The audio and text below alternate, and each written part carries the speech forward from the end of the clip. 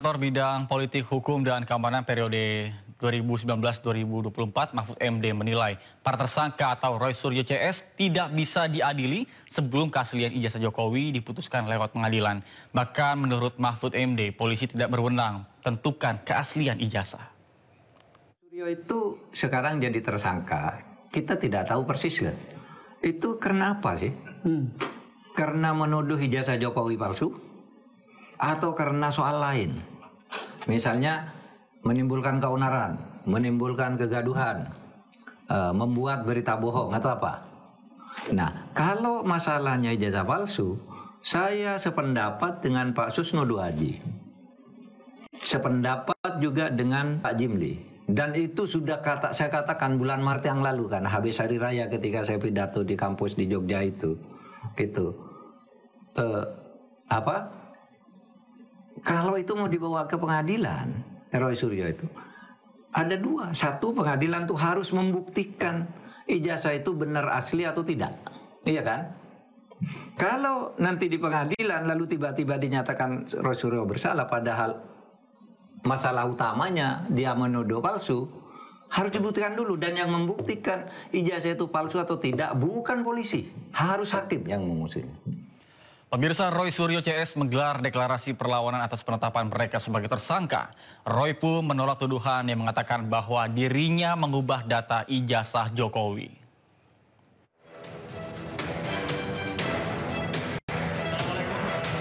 Deklarasi perlawanan atas penetapan tersangka digelar di Gedung Juang, Jakarta Pusat.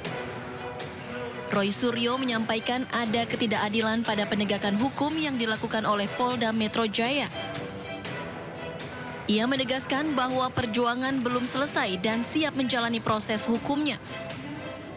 Roy Suryo menolak tuduhan yang mengatakan bahwa ia mengubah data ijazah Jokowi.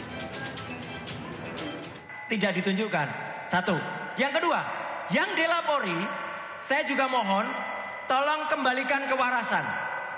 Saya, Dr. Rismon, Dr. Tifa, dan 5 yang lain, bahkan tambah 4 yang lain, tidak pernah, demi Tuhan, demi Allah SWT, tidak pernah yang namanya mengedit ijazah. Catat itu. Kalau ada orang yang mengatakan kami mengedit ijazah dan mengedarkan ijazah palsu, orang itu yang berbohong. Kami memang meneliti ijazah yang pernah diposting oleh seorang kader partai Gajah Kuntet. Gajah Kuntet itu gajah kecil, gajah kerdil. Namanya Dian Sandi Utama pada tanggal 1 April. Kalau mau dikejar dengan pasal 32 dan 35, dialah harusnya. Karena ijazah yang dipoto oleh Dian Sandi miring kayak otaknya. Roy Suryo juga menyebut deklarasi ini sekaligus menjadi seruan terbuka untuk menuntut penegakan hukum yang adil, transparan, dan bebas dari tekanan politik.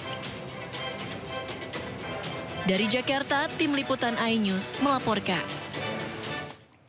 Sekjen Pradi Bersatu, Ade Darmawan diperiksa di Polda Metro Jaya terkait dengan kasus tudingan ijazah palsu Presiden ke-7 Republik Indonesia Joko Widodo.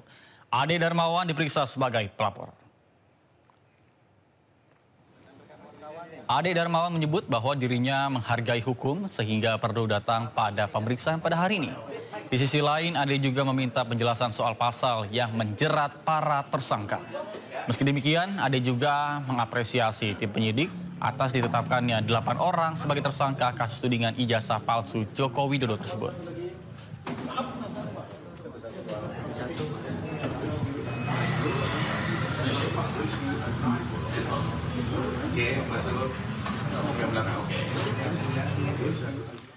Ya pemirsa, kita akan langsung menuju ke Mapolda Metro Jaya untuk melihat perkembangan terkini terkait dengan pantauan apakah Roy Suryo CS ini sudah tiba atau tidak.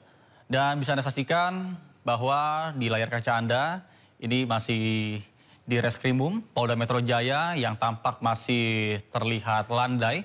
Belum ada tanda-tanda terlihat dari Roy Suryo CS yang datang untuk memenuhi panggilan para sebagai tersangka di Mapolda Metro Jaya pada hari ini.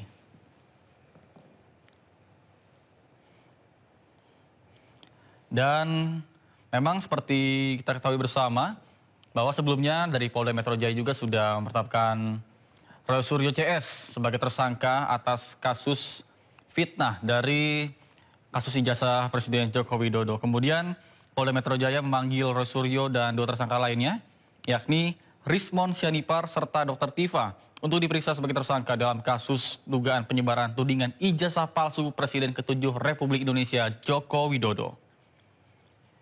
Bahkan Kabid Humas Polda Metro Jaya juga, Kombes Pol Budi Hermanto menyampaikan bahwa pihaknya masih menunggu konfirmasi kehadiran dan memang sudah dikonfirmasi hadir, namun hingga dengan saat ini pada pukul 10 waktu Indonesia Barat belum terlihat adanya tanda-tanda yang bersangkutan ini turut hadir untuk memenuhi panggilan pemeriksaan sebagai tersangka. Kemudian kuasa hukum Roy Suryo CS Ahmad Hozinuddin memastikan bahwa kliennya siap untuk menghadiri pemeriksaan dan dirinya pun menyebut bahwa pemanggilan tersebut merupakan bagian dari prosedur hukum yang harus dijalani. Kemudian meskipun Hozinuddin mengatakan bahwa tidak menutup kemungkinan akan mengajukan gugatan pra-peradilan terhadap penetapan status sebagai tersangka dari klien tersebut. Kemudian sebelumnya Kapolda Metro Jaya Irjen Pol Asep Edi Suheri menjelaskan total terdapat 8 orang yang ditetapkan sebagai tersangka dalam kasus ini. Mereka pun dibagi dalam 2 klaster berdasarkan perannya masing-masing. Untuk klaster pertama, para tersangka dijerat dengan pasal 310 dan atau pasal 311 atau pasal 160 KUHP serta pasal 27A Junto pasal 45 ayat 4 dan atau pasal 28 ayat 2 Junto pasal 45A ayat 2 Undang-Undang Informasi dan Transaksi Elektronik atau ITE. Sementara klaster kedua dikenai pasal 310 dan atau pasal 311 KUHP serta pasal 32 ayat 1 Junto pasal 48 dan atau pasal 35 Junto pasal 51 ayat 1 dan atau 27A Junto pasal 45 ayat 4 atau pasal 28 ayat 2 Junto pasal 45A ayat 2 Undang-Undang ITE. Dan seperti kita ketahui bersama pemirsa bahwa kasus ini bermula dari tudingan sejumlah pihak terhadap keaslian ijazah Presiden Joko Widodo yang beredar di media sosial dan kanal daring. Polisi pun menegaskan bahwa penyelidikan dilakukan berdasarkan bukti digital dan juga keterangan para saksi yang menguatkan adanya dugaan pencemaran nama baik serta penyebaran berita hoax atau berita bohong.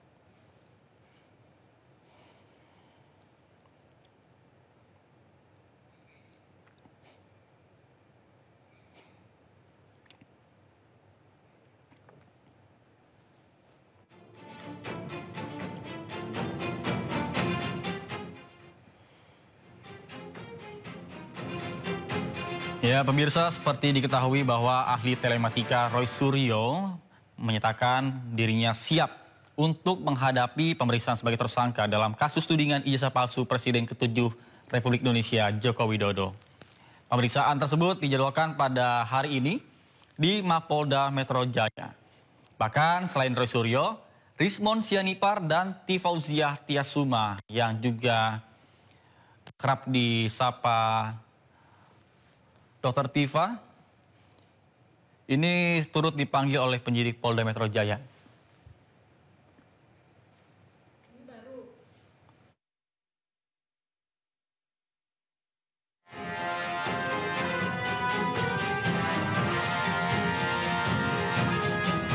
Polda Metro Jaya memastikan bahwa kasus ini diusut sampai uji konsekuensinya. Kenapa ini? Saya hanya menjalankan. Jadi saya mohon maaf gitu. Sesuai dengan undang-undang KIP, terbuka informasi publik, mestinya setiap item ditutup ini harus ada uji konsekuensinya. Di sini saya lihat hampir sama ya, ada 10 ya dengan yang KPU. Sudah?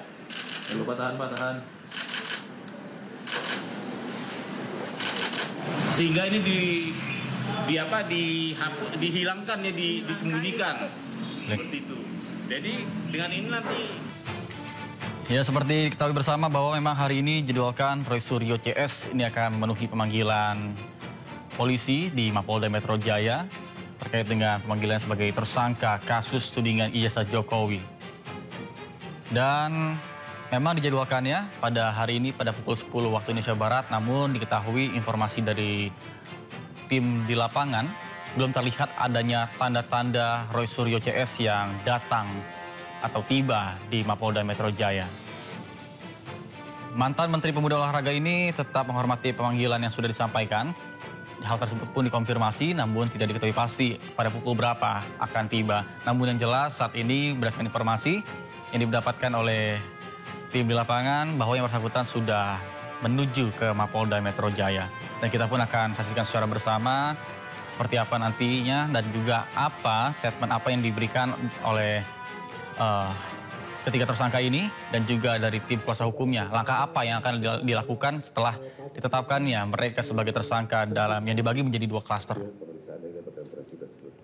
Dan sebelumnya Polda Metro Jaya menetapkan 8 orang sebagai tersangka kasus tudingan ijazah palsu Presiden ke-7 Joko Widodo.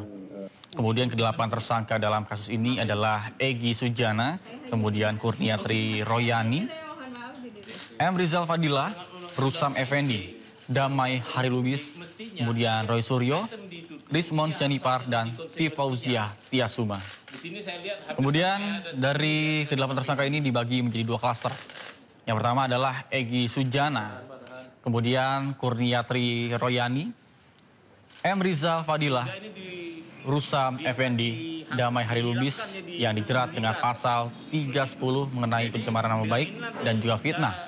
Pasal 311 tentang fitnah, pasal 160 KUHP mengenai penghasutan dan juga atau pasal 27A Junto pasal 45 ayat 4 atau pasal 28 ayat 2 Junto pasal 45A ayat 2 UU ITE.